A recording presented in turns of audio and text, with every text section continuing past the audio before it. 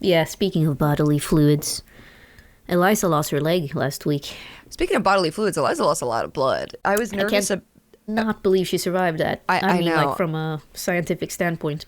Well, I was nervous about this episode because I was thinking, I was going back through everything, and I was like, I want to, this show, you know, like we play unrealistic for a lot of things. It's also a folklore, Vasen, it's Swedish folklore. There's a supernatural element to this game to begin with, but a lot of what we play with are like these realistic things of the time. And, you know, sort of like the inherent sexism or like ableism that people might experience. And, you know, there's not electricity yet. Like we're currently figuring out nuclear power and electricity and things. Yeah. So we haven't, Sydney and I have not figured it out yet. Still can't figure out the water stuff, the turbines, copper wires. The steam, and then they sparks. It is on brand for our podcast though. Like Lost Mountain Saga season 1, remember when I was like, there's a machine that copies people. Steampunky machine. And yes. And you and Anne were like, sure. Yeah, sure, whatever. There's a laser gun, like, okay, sure. Sure. But I think I was nervous about this episode because I was like, Eliza has lost a leg. We have described where they are in the north to be pretty remote. A lot of small villages. They've been traveling by like horse and carriage. I want to play it realistically that she would have had to have left this kind of area to find a bigger town, to find a doctor. Yeah. And then time is going to have to pass. Like she has to heal. And, you know, if she needs a prosthetic made, like they would have to find a woodworker in the city and like make a piece. And like, you know, this is collaborative, but I don't want to put this all on you to be like, let's stop the whole adventure. And, you know, and I don't want to we're coming to the finale. And I don't want to, we're so close to where we were going. Yeah. And I'm like, I want to keep it realistic, but she can't just be like, and she trudges on. She trudges on. She trudges on, leg gone. Legless. She will jump over these She'll crawl. Snowy mountains, crawls all the way. So I know. You tell me what you think. As I was prepping this, I was just like, fuck. Did I make a mistake? Should it been had it been an arm instead, you know? Well, maybe an arm would have been better, but... Where we have, this is the sort of, we have a Swedish saying, this is the hairstyle we've received. I have potentially a solution to this problem. Okay. But it is exactly what you say it is. Like, we have to deal with this. We can't just have her continue on immediately in the middle of this winter famine that's currently been plaguing this land.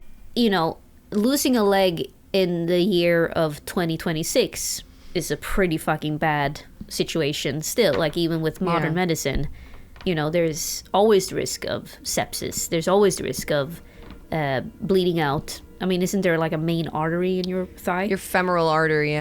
And then, and the reason why I know this is because I was watching it alone. Have you seen the latest season on Netflix? No.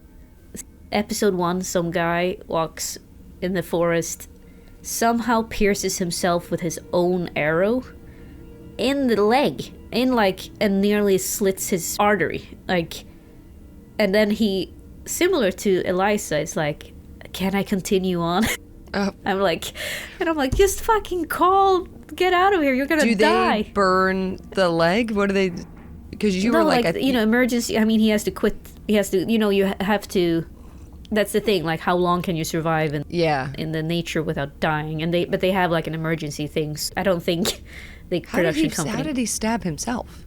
That's the thing. Like he filmed him walking. Suddenly he's like, ah, and then he like. Somehow an arrow got out of his bag. Jammed his arrow so hard into his own thigh. Yeah. Well, all right. Yep. Or at least Eliza didn't do that. No, exactly. She actually got hit by a glowsaw.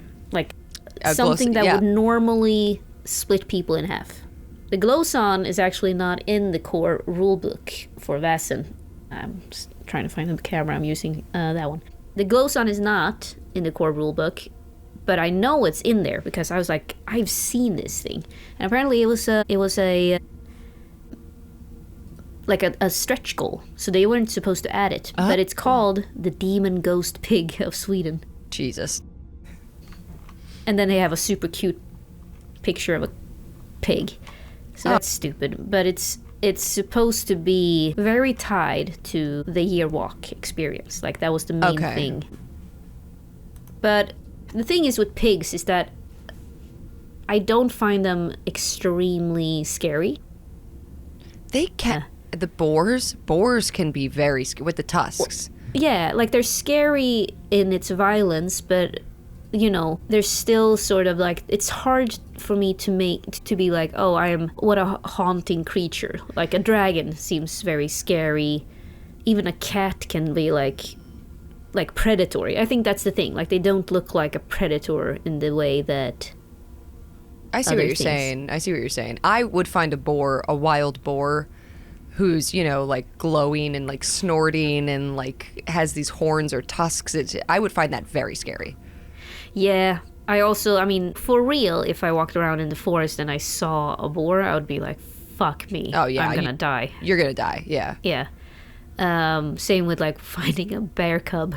And you're like, oh, no. This is GG. Don't climb a tree. Don't climb a tree. But anyway, moving back to where Eliza's at right now. So she did survive. We did establish that. Yeah. But severely wounded. Like, this rehabilitation, where we're gonna leave the realism of this is, yes, the rehabilitation will be cut short a little bit. Like, we're not gonna spend 2 years of Eliza getting back her stamina. Yeah. We might spend, well, we'll see how long we'll spend. Oh. What happened was that Olaf took you somewhere. But as you get your bearings, as you regain your bearings, rather, I also, she must be in so much pain. Isn't like losing, like, once the shock dissipates? Yes. Like, yes. Yeah. And then even after, like, the leg is gone, like, the pain of the wound will be pretty fucking bad. I mean, she's probably, I wonder if, like, they have, not lithium, what am I thinking of? Yeah, I know what you mean. Laudium or something, or like fucking LSD, you know, like whatever drug, cocaine to you just have give your her. Sleeping pills, your memento. Oh, she's taken those. She's got sleeping pills in her compact, and I think she definitely takes them. Yeah. Yeah. So, for the intents and purposes of this game, and to keep somewhat sort of the consequences real with narrative storytelling, let's say 2 months pass.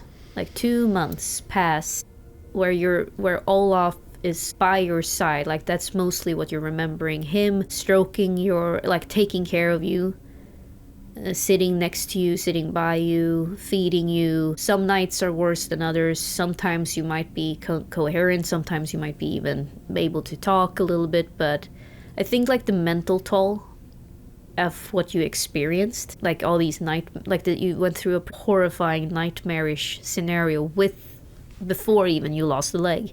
Yeah. But then mixing that with losing the leg, like, this is a pretty significant trauma as far as both mental, physical. But so let's say that at least 2 months of the acuteness of it goes by. The spring, Christmas goes on. I was gonna have like a Christmas episode at first. I was like, yeah, you get like a fun, you know, Christmassy a gift. Give experience. Me a gift. But unfortunately, like, you sleep through. Like, I kind of want to, like, let's see it as a montage of Olaf just, like, decorating in your room little Christmas things, and he gives you a little gift. Makes, like, the cutout, like, a paper, like, wall hanging thing where it's, like, Christmas trees all connected or whatever. Oh, yeah. And he brings you food, watches over you. But then around February, spring starts to surprisingly come back. The light returns to Sweden. February is actually quite bright, despite being a winter month, and it's usually very cold still. But for some reason, this year it's not as cold. Perhaps a certain demon's death might be the reason why, or banishment might be why. People, you don't know where you are. Like, at this point, you haven't even left your room in a long time. Like, he has tried to help you look through a window to get you some, like, daylight, but it's been mostly you being in this room for a long time. So this one Monday morning on a late February, he carries you down the stairs and then puts you in front of a quite cozy wood fire, like a fireplace, and you seem to be in some sort of relatively nice building. It looks like a real living room, like a private property living room of like somewhat noble household, because you can see there are a couple of servants waiting downstairs. They're wearing that sort of black and white servant outfit. And you know that that's usually only very rich people who would be able to afford that. But no one is down there currently. And so you're sitting there. There's like a lot of fur everywhere. A lot of fur. Old, like, heads of dead animals, etc. I don't know if that was a thing. Like, taxidermy might not have been a thing yet. Probably not. No. So, I think, they were making hides, and I could do taxidermy. Probably hides and horns then. Okay, yeah. Just so we don't have like an oxen head, because it might have just been terrifying. Like, why would you do that? Back in the den when you have to use every single part of the animal. Like, that doesn't make any sense. So it might be like big horns of a moose. Yeah. So Olaf takes you down there and he gets you a cup of tea and he... What do you want to say? Or do you want to say anything? Or do you want to just stare into the abyss? I think she's been fairly... She hasn't talked a lot. I think she's been dealing with her grief. You know, for such a loud, kind of vibrant person, theatrical, thespian her whole life, this has been a time of, like, extreme silence for her and self-reflection over these months, and just the things she's been thinking about, too. A lot of it has been about Jonas. Yeah. And I think maybe Jonas is really the only person she knew who had a long-term disability, not a friend who maybe like twisted their ankle on stage. Yeah. And had crutches or something. And I think thinking about Jonas and seeing how strong and like resilient that he was in so many ways, and just a brilliant man, it's almost as if he has been speaking to her during this time, and she's been having conversations with him inside her own head. Mm. And she's in this room, and Olaf is there, and she's pretty comfortable. Like, the pain has subsided. She has some medicine that she can take. And she turns to Olaf. Where are we, Olaf? So we actually made it to the small village of, or what I thought was a small village. Bönhamn is the name of this town. But it's much bigger, much more crowded than I imagined. It's like a little pocket of hope amongst the mountains. I'll take you for a stroll if you would like. The villagers have been quite concerned with you, and they actually... And then he, as he says this, he turns around and he wheels out sort of a quite beautiful wooden wheelchair. You are somewhat of a famous person. They know my acting? No, not for that reason. They know rumors are spreading about what you have done, but whatever happened, Eliza, and you don't have to tell me, but since that night, the light has returned, the ice has broken up, and the winter, it came and went, but life seems to be returning to this part of the world. She nods, and she kind of like crosses her arm in on herself, and just, she seems so different. Like, her whole demeanor is different, and she's kind of just like shoulders up, kind of slouchy, thinking. And she looks at the chair, and it really is beautiful, and she nods and she says, I'd like to go outside. But of course, he helps you on it, and it's made in a way that you sort of can easily maneuver it yourself, despite I realize that the technology probably wasn't there yet. Like, it's not going to be a modern wheelchair, but you can still move it around more than you would. That surprises you that you can actually. And it has a sort of a support for your thigh that alleviates some of the pain, but you are suffering from withdrawals. Like, we'll have to figure out the toxicity of your new addiction, painkiller addiction. Yeah. Yeah. Let's blame that for the reason that you don't immediately recognize the name. But as you come out of this house, you're seeing sort of a fishing type village. Like, it has those beautiful red cabins next to the water, like, so there's like boathouses, and you recognize this town now as the town that Francisco mentioned during his travels. And you remember now, wait a second, we're here. But it is bustling with energy that surprises you, considering the months of cold, of famine, and people are out and about. They're nodding towards Olaf, and they see you, like, their eyes wide, and then they realize who you are, and they take off their hats, and they're like, "Ma'am, thank you." As he strolls you. Is that what you call it? Like, he strolls you? Yeah, like, I mean, we're taking a stroll. He pushes me. Yeah, he wheels you around. And so you're walking down, like, this main street, and if you look behind you, you came from a very large mansion-like house in 19th century style. And in front of you, there's more buildings. And as you're walking around, you notice that this is an actual town. Like, there's a hotel, there's a library, there's a hospital. And around it is, like, hills, like large, dramatic hills. Wow. This part of, for listeners already know this, but this is part of the high coast of Sweden where I have my cabin. And it's known to be, they call it the high coast because, this is crazy because I did not know this, but supposedly it's the highest coastline of the world because of the ice age. The ice mass pushed all the land down, and it has risen the most in this part of the world. Like, that's what it's known for. So it's quite a dramatic environment. Oh, interesting. And the coastline is very high, but it's not like, the cliffs of Dover or like South Africa's, like the tip of South Africa in Cape Town. I thought that was like more like clearly a high coastline, but apparently it's not higher than high coast, but high coast is more like slopey, hilly. It's not as dramatic. Interesting. So it's like perfect snow mountains. Didn't know that. No, me neither. I found out as I was researching this. I was just like, I thought it was just a pretty place, but then I found out these geological cool facts. Dang. And we know so much about different towns of Sweden. We know about Sigtuna. We know, and this town is called, say it again, with a B. Bönhamn. B-Ö, like the umlaut, N, hamn. And bön means prayer. Hamn means harbor. Prayahabe.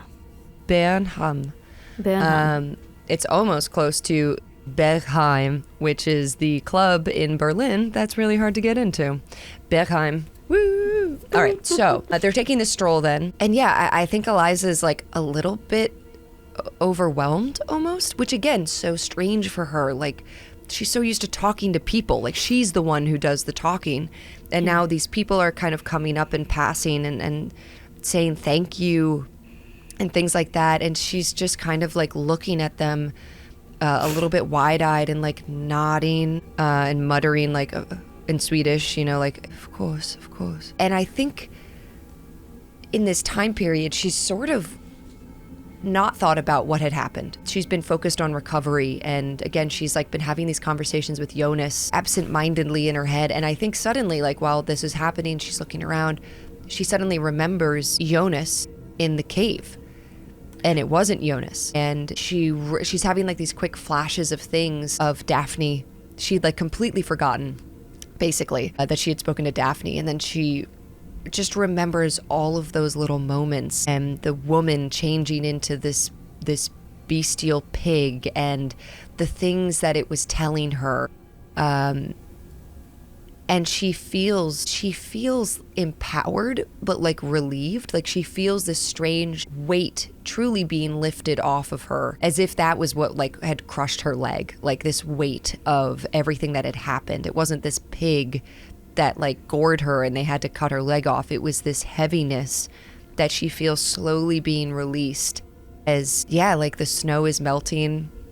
There are crocuses like coming up. There's these spring flowers, and she sees these little things that are just making her realize, like, I did that. I spoke Latin. Like, that wasn't even me. That was multiple people. That was like spirits. I was being helped by these forces that I still don't really understand.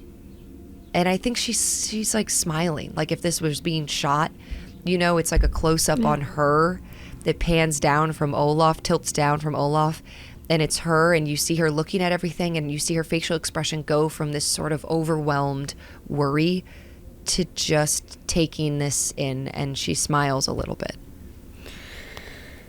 Yeah, I think that's a quite lovely way of describing, like, that there is hope beyond what happened, like this trauma. Sometimes we, get bogged down by trauma, like the horribleness of what happened, but also like that there is hope on the other side of things. Also, outside perspective, fucking badass. I mean, I know. She did something incredible, and I think she hasn't allowed herself to like say that or think that. Yeah. And we can jump ahead if you want, but like I think she is ready to talk to Olaf about, like, okay, where are we? Where is Benham? Benham? Yep. Benham. And is it in the north still? Like, how do we get back? We need to get to the stone circle. Like, I think she's already getting back to her sort of, blustery self of being like, all right, enough of this, Yeah. So you tell me, but I'm moving in that direction. Yeah.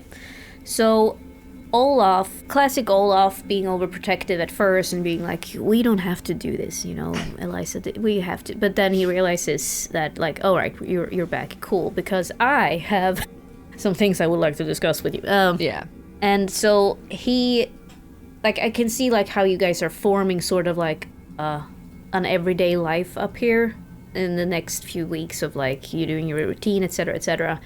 But you go back to sort of the research part, and he brings you eventually, maybe over, there's like let's say that it's nighttime, the two of you are sitting in your apartment. He does not, you don't know where he stays at night, but he hangs out with you most of the days, but then he disappears and then comes back in the morning. But he's sitting with you reading something, and you're noticing that he's studying that Bible that he's brought, translating it, transcribing it. The crazy Bible. The crazy Bible, the one that's written in weird, like, black ink. I don't remember how I described it. Let's say it's like weird silverly ink. It is mostly written in weird languages like Latin, but also other old dead languages.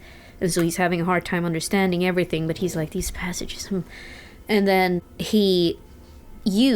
how about you roll a learning and see if you find some things in the local library now when you're back. Okay.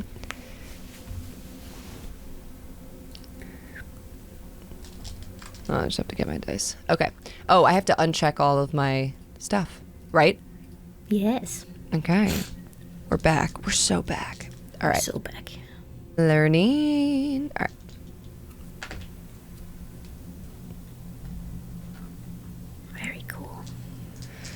Come on. Yeah, like, your only permanent damage from this was that every time you see blood, you get a -2 right. fear tests. Right, forgot a fear of blood. That's only one success. One success in learning. That's not bad. Like, I think you and I, because you've rolled so well, we're like, oh, well, only one success. But, like, it's enough with one success to start, like, you guys, you're pretty good piecing things together, and you find out that Bönhamn is the closest town to where this stone circle that Francisco mentioned back in the day. It's this big town, and then there's the smaller village straight into the forest called Nora, where there was a huge saw like a sawmill back in the day, like, that created, like, that's why this area is prospering, because they have a big timber expansion up here. Like, they're selling a lot of timber, and so the area has sort of been like a lot of people with a lot of venture capitalists. I'm trying to remember the name for them in the back in the day, but they're not venture capitalists. Investors. But investors, exactly. Yeah. They're coming there and they want to, like, expand the sawmilling, etc. But from the notes that Francisco has given you, he was always like, the people here are very Christian and they're also very in tune with nature. They do not want to disturb the way things are. Like, they are very conservative in the true form of conservative, not Republican. Like, they're conservatists. Like, they want to conserve and be one with God. Like, help. Like, God gives them some of his land, therefore they like are pious and want to return in kind, etc. So they are very much against the expansion, and that led to a huge conflict that Francisco was there to investigate, and that conflict ended with people dying, with people like getting murdered, sabotage, etc. But since then, and Francisco wasn't clear on his notes, but something happened to him in that forest and that's when he brought up this stone circle, that he discovered a weird stone circle that seemed to be protected by someone, and something happened with Francisco. I think Francisco, because his broken Swedish, broken English, broken Spanish, like, he tried to explain this, but he was also like terrified of what happened to him. So you have tried to piece together a little bit of what happened, but now you're finding yourself in this area. But it's been 5 years since he was here. Interesting. And you recognize the town from how he described it, like a weirdly prospering city in the middle of seemingly nowhere, surrounded by mountains. Very dangerous to go to Nora through a very like hazardous forest. Weird things happening in the forest. And those are like the notes that he says. Protect the stone circle. Can the stone circle be activated? These are notes that he's like, that you and him wrote together as well. What is the meaning of the stone circle? And then you see a name, Eric Daniels. And that name you come upon a couple of times also in your own research. Like, Eric Daniels, he is a legend, a local legend in town, but he disappeared. He disappeared around the time Francisco was there. People that you talk to, they talk about this peculiar man who has said to have lived in the forest his entire life. People call him like dim-witted but kind. And whenever Eric Daniels would show up, people like, the harvest would be good. So he became like a good omen. Francisco, you have asked about him. Francisco said not a Vasen. Like, he's not a Vasen. He appears to be human. And then Francisco said that the last thing Eric said to him before he disappeared was, "I've failed my job." Or like something more sexier than that. This is me and my impro. I failed my job. I got fired. Yeah. I failed my mission. Something along those lines. I failed my mission. And you don't really know what else, because Francisco's memory is dim of that time as well. Okay. But Francisco left, and 5 years passed. He didn't go back. And that's where you're at. But there are more things to know about Eric Daniels. You find like an old little sketch of him, and it looks like a little man with a hat and a beard sitting by a hut. And at the other side of that sketch, there's like a map with little huts pointed out all over this forest. Huh. I realized that was a lot of info, but I'm trying to piece together what I've already said to the listeners. Yeah. And then trying to remember, yeah. And Nora is the town. Nora is a village close to Bönhamn. It's like a village 10 kilometers away from here. And that's where they had the sawmill. So that's where they wanted to go and expand, but people didn't want that. And the stone circle from Francisco's notes and what I've read is in the woods of that town? Yeah. Okay. Just making sure that's clear. Wow. Yeah, that is very interesting. The photo... You said he has a beard and a hat, and I feel like I have to ask, does he look like a vet? He kind of, I'll show you. I'll show you the real painting of him that it exists. It's a very, yeah, I would say so. He looks like a vet, but... Not that I don't trust Francisco's sort of astute observations about whether or not he's a Vasen, but I'm like, oh, is he a vet? Like, it's a really bad sketch as well. I'm like... The fact that, it's like a children's... I'll text you the image. Wait, here. Is this historical? Is this real? Or is this from the book? It's real. This is real. This is from the real world. Yes. back in the between 1825 to 1891, there was a man at age 10. He got orphaned. I'm translating that from a Swedish thing. He got orphaned, and then he lived in the forest till his death. In these little huts, yeah. In Nora, in the town, like this is where it was. Yeah. Whoa. And guys, yeah, this is a live translation because I opened this up and it says Nora Bergen Historia. So the history of Nora Erik Daniel. Oh, I see the sketch.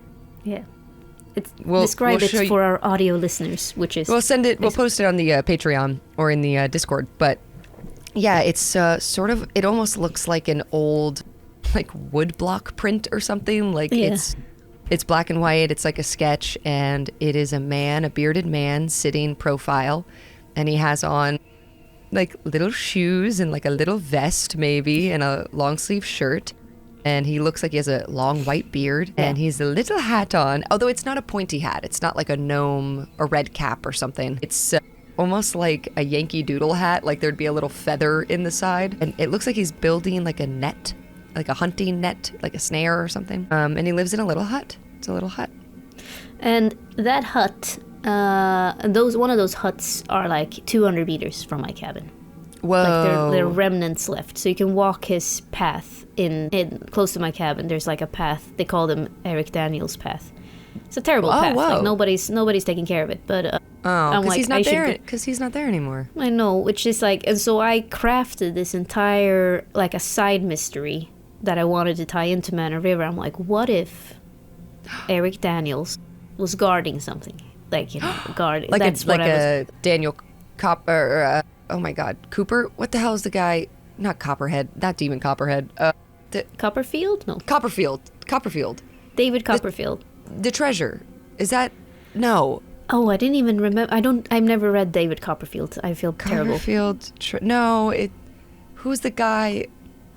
Shit, I'm gonna get roasted for this. It's not David Copperfield. It's Oliver Twist. No, that's the other boy that I think Daniel Radcliffe played.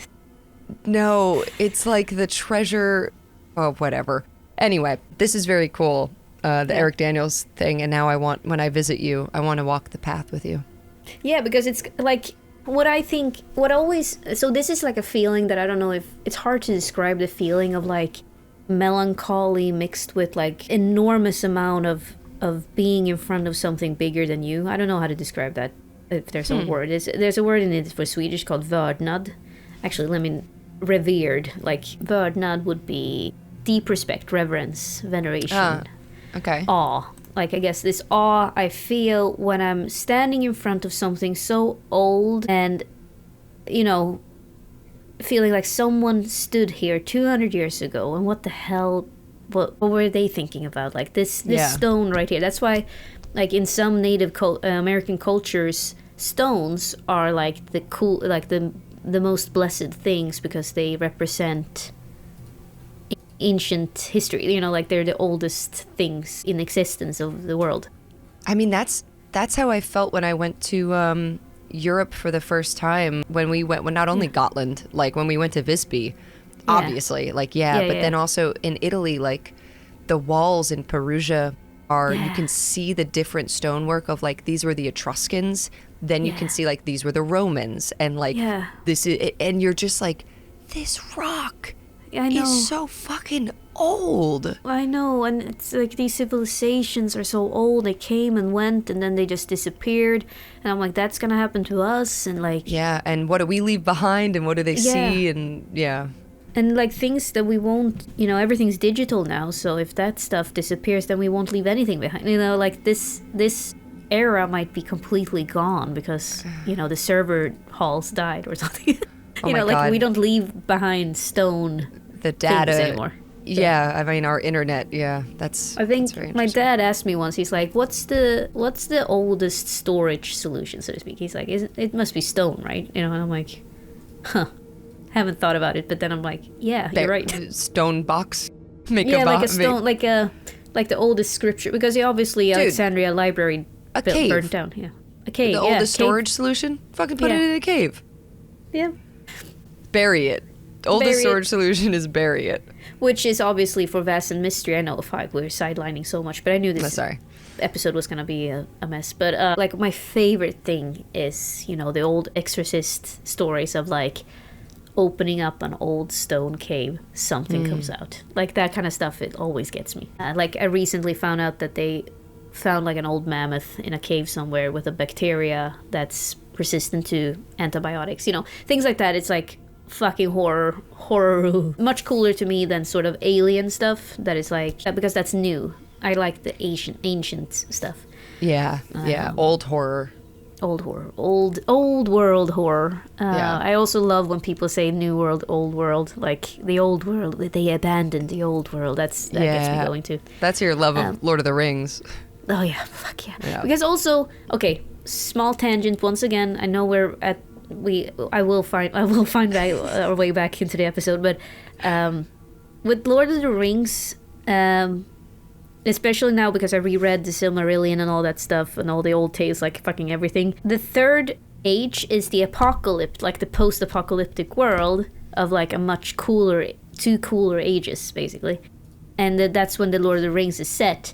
And I think it's so cool just to think how like they are walking through these ruins. Yeah. And the way that we walk through ruins sometimes, like in Gotland, there's like a bunch of churches. But I agree with you. I went to Gotland and I was like, wow, this is cool. This is so old. But it's like 1,000 years old. You go to Italy and it's like, oh my God, this is 4,000 years old. Like, you know, like what? Yeah. Or the Viking mounds, like the King's Mounds that we went to too, and that literally that shit is buried. And you're just like, what the hell's in there? You know? Chris and I are looking at a house that's like next to a old ritual site. Stop. And I kind of want to buy it, but I don't have any money. You're gonna get haunted.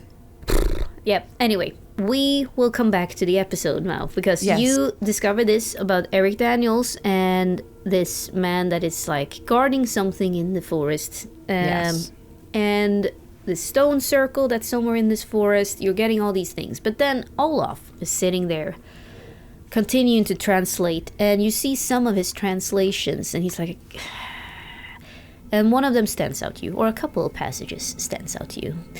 One of them is, in the shadow between what was and what is to come, blank, blank, blank, stands a soul called not to comfort but to watch. For Christ did not only speak of salvation.